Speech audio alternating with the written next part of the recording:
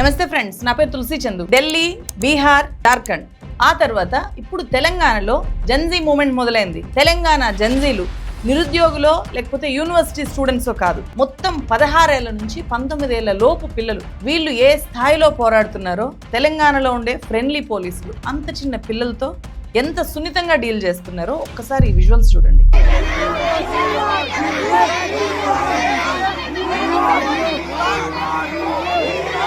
తెలంగాణ వ్యాప్తంగా రోడ్డెక్కిన ఈ పిల్లలంతా కూడా పాలిటెక్నిక్ స్టూడెంట్స్. ఒక్కసారిగా తెలంగాణ ప్రభుత్వం మీద యుద్ధం ప్రకటిస్తూ రోడ్ల మీదకి ఈ స్థాయిలో వచ్చారు. లాఠీ దెబ్బలకు కూడా ఎక్కడా వీళ్ళు భయపడట్లేదు. ఎక్కడికక్కడ ధర్నాలు చేస్తున్నారు. ఎవరిని కదిలించినా కూడా తీవ్రమైన ఆగ్రహము, ఆవేదన ఈ చిన్నపిల్లల్లో కట్టలు తెంచుకుంటోంది.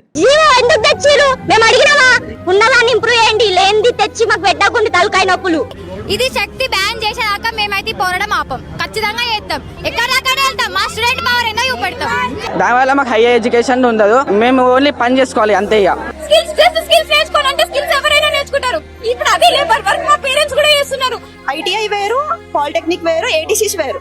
దేని డిమాండ్ దానికుంటా. ఇది చదివిన తర్వాత ఇంకోటి చదవాలనిపించాలి, కానీ ఇది చదివిన తర్వాత ఇక్కడతో ఆపేసి ఉద్యోగం చేయాలనే ఆలోచన ఎవరికి రావద్దు. సో మేము డైరెక్ట్ గా గవర్నమెంట్ మీద క్వశ్చన్ చేస్తున్నాం సార్. అలా ఎలా యూనివర్సిటీని పెడతారు, అలా ఎలా మమ్మల్ని అందులో మర్జ్ చేయాలనుకుంటున్నారు? అంటే డిప్లొమా స్టూడెంట్స్ అంటే మీకు అంత చులకనా?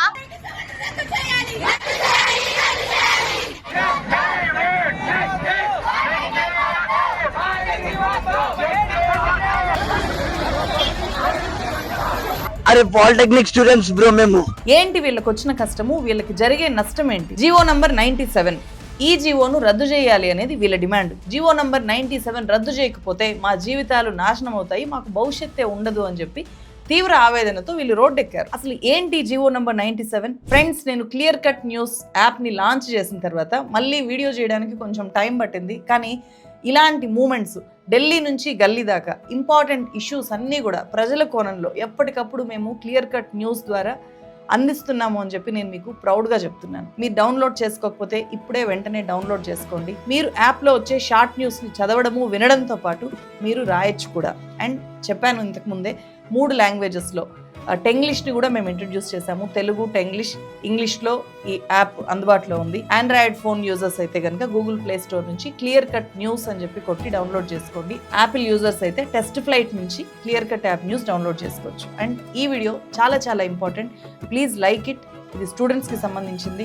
Please subscribe this channel. Telangana వ్యాప్తంగా ఉండే మొత్తం పాలిటెక్నిక్ కాలేజీల విద్యార్థుల్ని ఈ స్థాయిలో రోడ్డు పాలు చేసిన, రోడ్డు ఎక్కేలాగా చేసిన ఈ జీవో నంబర్ 97 ఏంటో బాగా అర్థం కావాలి అంటే మనము పాలిటెక్నిక్ ఎడ్యుకేషన్తో పాటు అసలు ఈ జీవోని ఎందుకు తీసుకొని వచ్చారో కొంచెం డీటెయిల్డ్గా తెలుసుకోవాలి. తెలంగాణ ప్రభుత్వం 4th సిటీలో యంగ్ ఇండియా స్కిల్ యూనివర్సిటీని ఏర్పాటు చేసి విస్తృతంగా ప్రచారం కల్పిస్తోంది. దీని ముఖ్య ఉద్దేశం విద్యార్థుల్లో స్కిల్ లేదు, ఇండస్ట్రీకి కావాల్సిన స్కిల్స్ వాళ్ళలో లేకపోవడం వల్ల నిరుద్యోగం బాగా ఎక్కువగా ఉంది. సో విద్యార్థులకు కేవలం థియరీ చదివే కాకుండా పరిశ్రమల్లో వర్క్ చేయడానికి కావాల్సిన స్కిల్స్, ప్రాక్టికల్ స్కిల్స్ నేర్పించాలి అనేది ఆ స్కిల్ యూనివర్సిటీ లక్ష్యము, ఉద్దేశము. వినడానికి చాలా బాగుంది. ఇలాంటి స్కిల్ డెవలప్ చేసే యూనివర్సిటీస్ అవసరం ఖచ్చితంగా మన దేశ యువతలో స్కిల్స్ పెంచడం చాలా చాలా అవసరం. ఇండియా స్కిల్ రిపోర్ట్ ప్రకారం డిగ్రీలు కంప్లీట్ చేసి బయటకు వస్తున్న యూత్లో కేవలం 56.35% మందికి మాత్రమే జాబ్ మార్కెట్లకు తగ్గ టాలెంట్ ఉంది. వాళ్ళలో మాత్రమే ఆ స్కిల్స్ ఉన్నాయి. మిగతా 44% మంది గ్రాడ్యుయేట్స్కి నో స్కిల్స్. ఇలాంటి పరిస్థితుల్లో స్కిల్స్ నేర్పించి ఇండస్ట్రీ రెడీగా వాళ్ళను తయారు చేయడం అనేది ఖచ్చితంగా అవసరమే. అలా తయారు చేసినప్పుడే వాళ్ళు కూడా జాబ్ హోల్డర్స్ అవుతారు, ఎంప్లాయ్మెంట్ పెరుగుతుంది. నిరుద్యోగ సమస్యకి అదే కదా సరైన పరిష్కారం. తెలంగాణ గవర్నమెంట్ ఈ స్కిల్ యూనివర్సిటీ ద్వారా పెద్దగా చదువుకోకుండా, అటు వ్యవసాయము చేయకుండా, ఇటు పెద్ద పెద్ద ఉద్యోగాల్లోకి వెళ్ళలేకుండా మధ్యలో ఆగిపోయిన వాళ్ళని తీసుకొని వాళ్ళకి స్కిల్ నేర్పించి ఉంటే కనుక ఇప్పుడు ఈ పాలిటెక్నిక్ విద్యార్థులు ఎవరు కూడా ఇట్లా రోడ్ ఎక్కే వాళ్ళు కాదు, వాళ్ళకి అవసరమే వచ్చేది కాదు. ముఖ్యమంత్రి, మంత్రులు, వాళ్ళ చుట్టూ ఉన్న ఐఏఎస్ ఆఫీసర్స్కి అసలు పాలిటెక్నిక్ ఎడ్యుకేషన్ అంటే ఏంటో, దాని లక్ష్యం ఏంటో, దానివల్ల ఎట్లాంటి ఎంప్లాయ్మెంట్స్ క్రియేట్ అవుతాయో వీటి పట్ల ఏమాత్రం అవగాహన లేకుండా ఈ సమస్యని క్రియేట్ చేశారు. ఎస్, నేను పూర్తిగా చెప్పిన తర్వాత మీకు అర్థమవుతుంది. తెలంగాణలో government polytechnic colleges 59, private polytechnic colleges 53, అంటే మొత్తం 112 పాలిటెక్నిక్ కాలేజెస్ తెలంగాణలో ఉన్నాయి. తెలంగాణలో గ్రాడ్యుయేషన్లో ఎన్రోల్మెంట్స్ ఎలా ఉన్నాయని చూస్తే 100 మంది కనుక జాయిన్ అవుతుంటే 50 మంది కూడా డిగ్రీలు పట్టా తీసుకొని బయటికి రావట్లేదు, కంప్లీట్ చేయట్లేదు, మధ్యలోనే డ్రాప్ అవుతున్నారు. అదే పాలిటెక్నిక్ కాలేజెస్లో 100 మంది కనుక జాయిన్ అయితే 95% 95% వాళ్ళు కంప్లీట్ ఎడ్యుకేషన్ పూర్తి చేసి మాత్రమే బయటకు వస్తున్నారు. సో సాధారణంగా 3 ఏళ్ళు డిగ్రీ చేసిన వాళ్ళతో పోల్చితే పాలిటెక్నిక్ స్టూడెంట్స్కి అవకాశాలు చాలా చాలా ఎక్కువ. పైగా వీళ్ళు 10th తర్వాత ఇమీడియట్గా పాలిటెక్నిక్లో చేరి 3 ఏళ్ల పాటు పాలిటెక్నిక్ కోర్స్ చేస్తారు. మీకు తెలుసా, సెంట్రల్ గవర్నమెంట్ జాబ్స్లో, రైల్వేస్లో, ఆర్ఆర్బీ జాబ్స్లో, లోకో పైలట్, జూనియర్ ఇంజనీర్ పోస్టులు, డిఆర్డిఓలో పోస్టులు, ఇస్రోలో అండ్ బెల్, ఎన్టీపీసీ ఇలాంటి ప్రతిష్టాత్మకమైన సంస్థల్లో వేలాదిగా ఉద్యోగాలు ఈ డిపార్ట్మెంట్స్లో పాలిటెక్నిక్ చదివిన వాళ్ళకి ఉన్నాయి, వాటిలోకి వెళ్తున్నారు. స్టేట్ జాబ్స్లో అయితే పవర్ సెక్టార్లో సబ్ ఇంజనీరింగ్ పోస్టులు, మున్సిపల్ లేదా నీటిపారుదల శాఖల్లో అసిస్టెంట్ ఇంజనీరింగ్ ఉద్యోగాలు, ప్రైవేట్ సెక్టార్లో Tata Motors, Maruti Suzuki, L and T, జాతీయ అంతర్జాతీయ దిగ్గజ కంపెనీల్లో డిప్లొమా ఇంజనీరింగ్ ట్రైనీలుగా డైరెక్ట్గా క్యాంపస్లకు వెళ్ళి మరి పాలిటెక్నిక్ కాలేజెస్లో ఉండే విద్యార్థుల్ని రిక్రూట్ చేసుకుంటున్నారు. మీరు మీ చుట్టూ ఉండే పాలిటెక్నిక్ చదివిన వాళ్ళని ఒకసారి అబ్జర్వ్ చేయండి. నేను చెప్పడం కాదు, చాలామంది విద్యార్థులు ముఖ్యంగా గ్రామీణ ప్రాంతాల్లో ఇంజనీరింగ్లో చదవడానికి ఆర్థికంగా వెసులుబాటు లేక పాలిటెక్నిక్లో చేరుతుంటారు. ఒక్కసారి పాలిటెక్నిక్ కాలేజెస్లో చేరిన తర్వాత 90% మంది ఖాళీగా ఉండరు. ఏ మాత్రం స్కిల్ ఉన్నా కూడా ఏ ఒక్క పాలిటెక్నిక్ అభ్యర్థి కూడా ఖాళీగా ఉండరు. వీళ్ళలో ఎవరైనా నిరుద్యోగులు ఉన్నారు అంటే అది గవర్నమెంట్ పోస్టే కావాలి అని చెప్పి ఎదురు చూస్తూ, ఇప్పుడు నోటిఫికేషన్సే వేయట్లేదు కదా, భర్తీ ప్రక్రియ, కోర్టు కేసులు, ఇట్లా జాప్యం జరుగుతూ ఉండడం వల్ల ఎదురు చూస్తున్న వాళ్ళు కనిపిస్తారు. కానీ పాలిటెక్నిక్ చదివిన తర్వాత ఇది ఎందుకు చదివాము, ఇది వృధాగా చదివామే అనే పరిస్థితి అస్సలు ఏమాత్రం ఉండదు. ఒకసారి అడిగి చూడండి. మరీ ముఖ్యంగా పాలిటెక్నిక్ అనేది పేద విద్యార్థులకి ఒక వరం లాంటిది. ఎందుకో తెలుసా, ఈ పాలిటెక్నిక్ ఎడ్యుకేషన్కి 3 ఏళ్ళకి కలిపి ఓసీలకి అయ్యే ఖర్చు ఎంతో తెలుసా? కేవలం 15,000. అంటే 1 ఇయర్కి అయ్యే ఖర్చు కేవలం 5,000 ఫీజు. బీసీలకి అయితే ఏడాదికి 3,500, ఎస్సీ ఎస్టీలకి కంప్లీట్గా ఫ్రీ. ఇంకేవైనా చిన్న చిన్న ఖర్చులు కలుపుకున్నా కూడా ఓసీ అభ్యర్థులు కూడా కేవలం 20,000 రూపాయలు ఉంటే చాలు 3 ఏళ్ల పాలిటెక్నిక్ డిగ్రీతో బయటకు వచ్చేస్తారు. సో పాలిటెక్నిక్ చేస్తే ఉపయోగం ఏంటి? చాలా పెద్ద ఉపయోగం, ఇది అందరికీ తెలుసు. ఇంజనీరింగ్ సెకండ్ ఇయర్లో డైరెక్ట్గా చేరుకోవచ్చు, ఆ అవకాశం ఉంటుంది.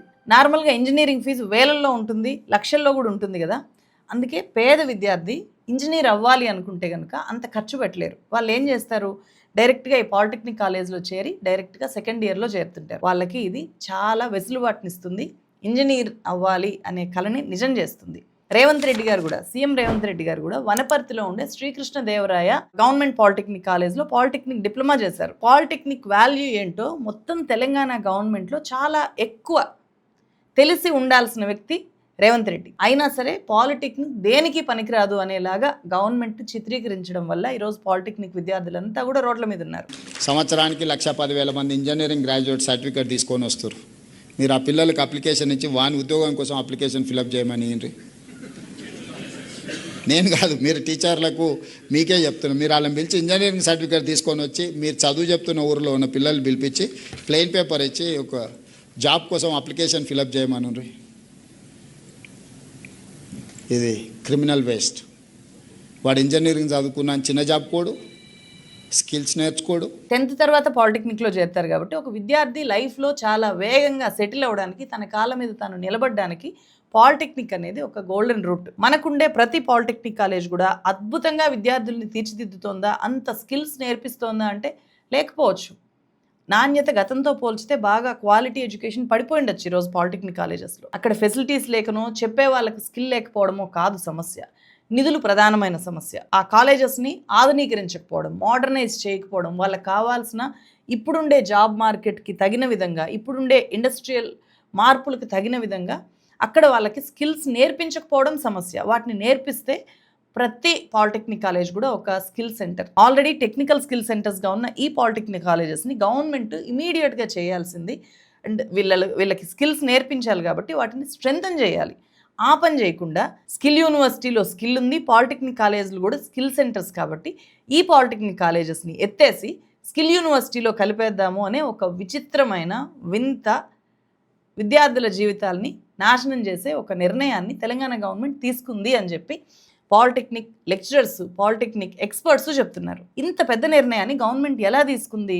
స్టేక్ హోల్డర్స్తో మాట్లాడిందా? విద్యార్థులతో కానీ, వాళ్ళ పేరెంట్స్తో కానీ, టీచర్స్తో కానీ, కొన్ని ఎక్స్పర్ట్స్తో కానీ ఎంతమందితో మాట్లాడి ఈ డెసిషన్ తీసుకున్నారు అంటే ఏమీ లేదు. ముందుగా నిర్ణయం తీసుకున్న తర్వాత అప్పుడు కొంతమంది కేవలం 4 ప్రతినిధుల్ని పిలిచి 10 నిమిషాలు మాత్రమే వాళ్ళకు మాట్లాడి, అంటే వాళ్ళతో చర్చలు కాదు, మేము ఇలాంటి నిర్ణయం తీసుకున్నాము అని చెప్పి వాళ్ళకు ఇన్ఫామ్ చేసి ఆ మరుసటి రోజే క్యాబినెట్ మీటింగ్ పెట్టి ఈ స్కిల్ యూనివర్సిటీలో పాలిటెక్నిక్ కాలేజెస్ని చేర్చేయాలి అని చెప్పి నిర్ణయం తీసుకున్నారు. జీవో నంబర్ 97ని జారీ చేసేసారు. దీని ప్రకారం ఏంటి? జీవో నంబర్ 97 ప్రకారం కార్మిక శాఖను, ఉపాధి శాఖను ఒక్కటి చేస్తూ దానికి శక్తి అని చెప్పి పేరు పెట్టారు. శక్తి అంటే skill human capital knowledge training initiative, అంటే కార్మిక శాఖ ఇప్పుడు శక్తి అయింది. ఆ లేబర్ డిపార్ట్మెంట్ కిందకి ఈ యంగ్ ఇండియా స్కిల్ యూనివర్సిటీ విసుని తీసుకొని వచ్చారు. స్కిల్ యూనివర్సిటీ కిందకి ఇప్పటిదాకా స్వతంత్రంగా నడుస్తున్న గవర్నమెంట్ పాలిటెక్నిక్ కాలేజెస్ని, ఐటీఐల్ని తీసుకొని వచ్చారు. అలాగే ఈ స్కిల్ యూనివర్సిటీ అనేది ఏంటి? డైరెక్ట్గా గవర్నమెంట్ నడిపేది కాదు, పీపీపీ మోడల్లో తీసుకొని వచ్చిన యూనివర్సిటీ, పబ్లిక్ ప్రైవేట్ పార్ట్నర్షిప్. అంటే దీంట్లో ఉండే బోర్డ్ ఆఫ్ డైరెక్టర్స్ అందరూ కూడా ఇండస్ట్రియలిస్టులు ఉంటారు. మొత్తం వాళ్ళే దీన్ని రన్ చేస్తారు. కేవలం గవర్నమెంట్ ఫెసిలిటేట్ చేస్తుంది. అంటే తెలుసు కదా, పీపీపీ అంటే గవర్నమెంట్ ల్యాండ్ ఇస్తుంది, ఇన్ఫ్రాస్ట్రక్చర్ని డెవలప్ చేసి ఇస్తుంది. అలాగే ఇక్కడ వీళ్ళకి కావాల్సిన ఏర్పాట్లన్నీ కూడా చేసిస్తుంది, కొంత బడ్జెట్ కూడా కేటాయించింది. కానీ రన్ చేసేది మాత్రం ప్రైవేట్ యాజమాన్యం. వాళ్ళు స్టూడెంట్స్ నుంచి భారీగా ఫీజులు కట్టించుకొని మేము స్కిల్ ట్రైనింగ్ ఇస్తాము అని చెప్పి ఈ స్కిల్ యూనివర్సిటీలోకి వీళ్ళని తీసుకుంటారు.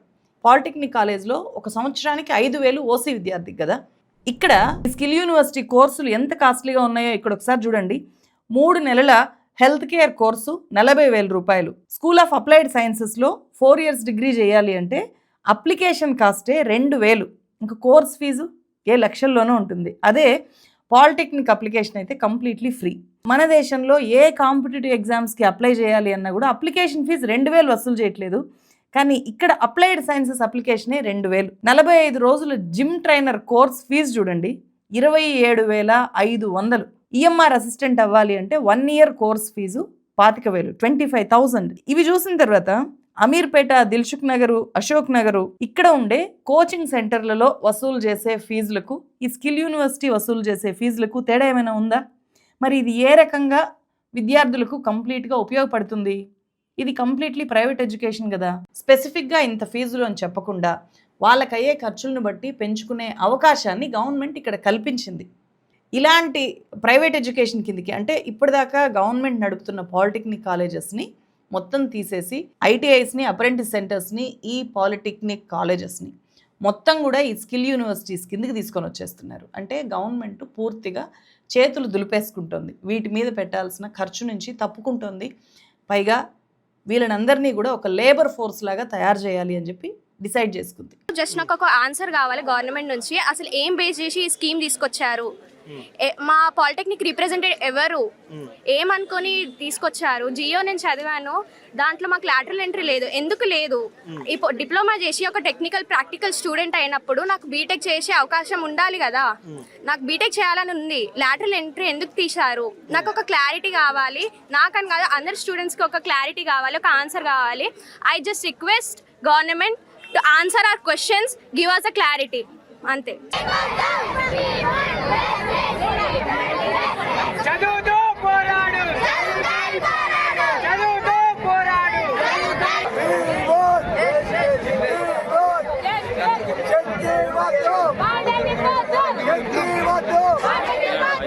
కాంగ్రెస్ రాష్ట్ర ప్రభుత్వం నూతనంగా ఏందైతే శక్తి పథకం అనేటువంటిది పాలిటెక్నిక్ విద్యార్థుల జీవితాలను అంధకారంలోకి నెట్టేటువంటి ఒక 97 జీవోను తీసుకొచ్చింది. దీని ద్వారా మొత్తం పాలిటెక్నిక్ విద్య అనేటువంటిది ప్రైవేటీకరణ అయ్యేటువంటి ప్రమాదం ఉంది. ఈ శక్తి స్కీమ్ అనేటువంటి తీసుకురావడం వల్ల మరి ఏదైతే యంగ్ ఇండియా స్కిల్ యూనివర్సిటీ ఉందో దానిలో విలీనం చేయడం వల్ల ఈరోజు పాలిటెక్నిక్ విద్యార్థులు లాటరల్ విధానం ద్వారా ఇంజనీరింగ్ విద్యలోకి ప్రవేశించేటువంటి అవకాశాన్ని ఈరోజు కోల్పోయేటువంటి పరిస్థితి ఉంది. వీళ్ళు పాలిటెక్నిక్ విద్యార్థులు, ఇంజనీర్లు కావాల్సిన వాళ్ళు, జేఈఈ రాసి కోరిన భవిష్యత్తులోకి వీళ్ళు వెళ్ళగలిగే వాళ్ళు, సెంట్రల్ గవర్నమెంట్ జాబ్స్లోకి, నవరత్న కంపెనీల్లోకి వెళ్ళాల్సిన వాళ్ళు, వీళ్ళు వెళ్ళే అవకాశం ఉన్నవాళ్ళు వీళ్ళు. అలాంటి అవకాశాల డోర్స్ అన్నీ కూడా క్లోజ్ చేసేసే నిర్ణయాన్ని తీసుకున్నారు. ఇది పాలిటెక్నిక్ విద్యార్థులకు అత్యంత షాకింగ్ విషయం. అంటే టెక్నీషియన్స్ అవ్వడానికి కావాల్సిన ట్రైనింగ్ని మాత్రమే అక్కడ ఇస్తారు, ఎడ్యుకేషన్ కాదు. అంటే కాంపిటేటివ్ ఎగ్జామ్స్ వీళ్ళు రాయలేరు. ఫర్ ఎగ్జాంపుల్ పాలిటెక్నిక్ రాసే వాళ్ళకు జేఈఈ రాసే ఎలిజిబిలిటీ ఉంటుంది. ఆ తర్వాత అంటే వీళ్ళందరూ కూడా స్కిల్ యూనివర్సిటీకి వెళ్ళిపోయిన తర్వాత కుదరదు. ఎందుకంటే పాలిటెక్నిక్ కాలేజ్లో వీళ్ళకి 60% థియరీ, 40% ప్రాక్టికల్స్ ఉంటాయి. ప్రైవేట్ ఇండస్ట్రీలో వర్క్ చేయడానికి కావాల్సిన 1-2 స్కిల్స్ మాత్రమే నేర్పించడం వల్ల ఇంజనీర్లు అవ్వాలి అని చెప్పి, విస్తృత అవకాశాలు పొందాలి అని చెప్పి పాలిటెక్నిక్ చేస్తున్న ఈ విద్యార్థులు భారీగా నష్టపోతారు. అది వీళ్ళ భయం. ఇప్పటికీ ఎవరికైనా అర్థం కాకపోతే నేను ఇంకో ఎగ్జాంపుల్ చెప్తాను. మనకు బ్రిడ్జ్లు, పెద్ద పెద్ద బిల్డింగ్స్ ఇవన్నీ కూడా ఇంజనీర్స్ డిజైన్ చేస్తారు కదా. ఇంజనీర్లు డిజైన్ మాత్రమే చేస్తారు, వాటిని కట్టేది తాపి మేస్త్రీలు. మరి మధ్యలో ఇంజనీర్స్ గీసిన ప్లాన్ని సరిగ్గా వర్కౌట్ అవుతుందా లేదా, ఈ తాపి మేస్త్రీలతో కట్టించాల్సింది ఎవరు? వాళ్ళు మిడిల్ మేనేజర్స్, వాళ్ళే ఇక్కడ పాలిటెక్నిక్ చదివిన వాళ్ళు. సో మనకు కనిపించే సబ్ ఇంజనీర్లు కానీ, సబ్ జూనియర్ ఆఫీసర్స్ కానీ వాళ్ళందరూ కూడా పాలిటెక్నిక్ చదివిన వాళ్ళు.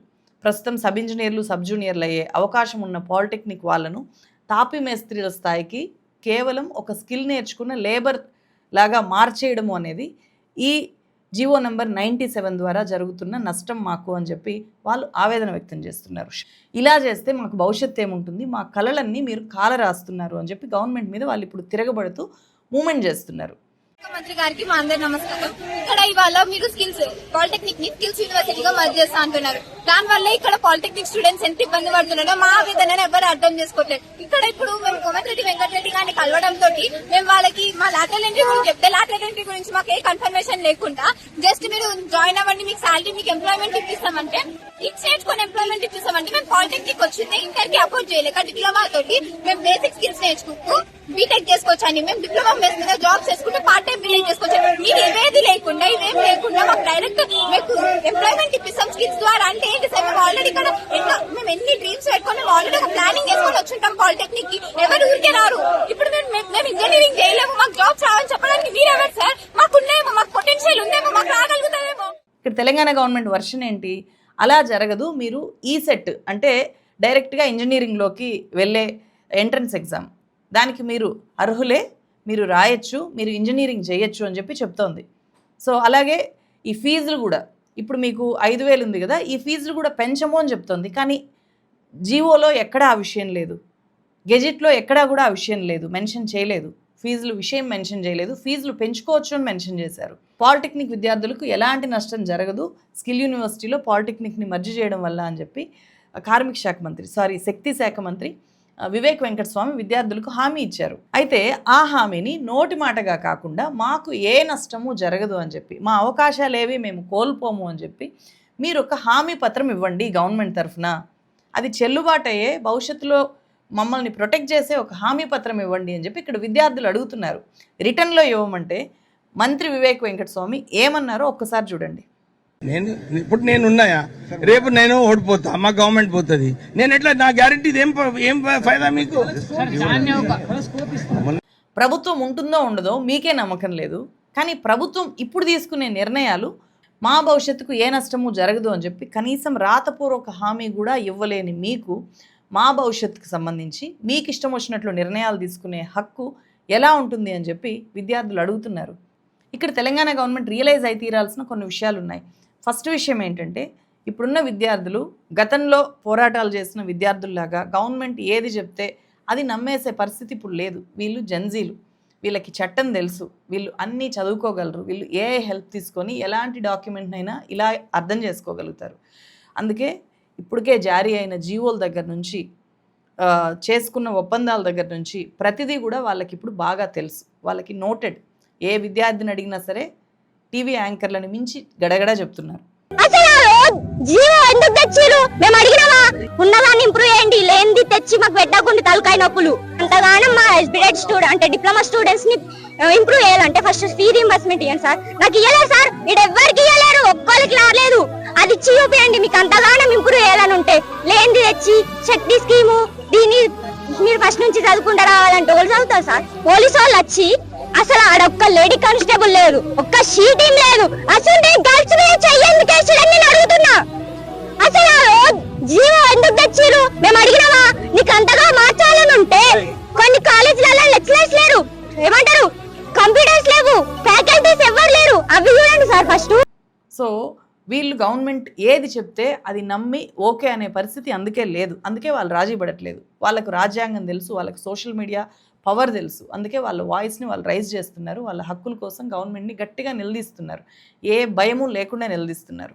అణచివేత అనేది ఎప్పుడు ఏ సమస్యకి పరిష్కారం కాదు.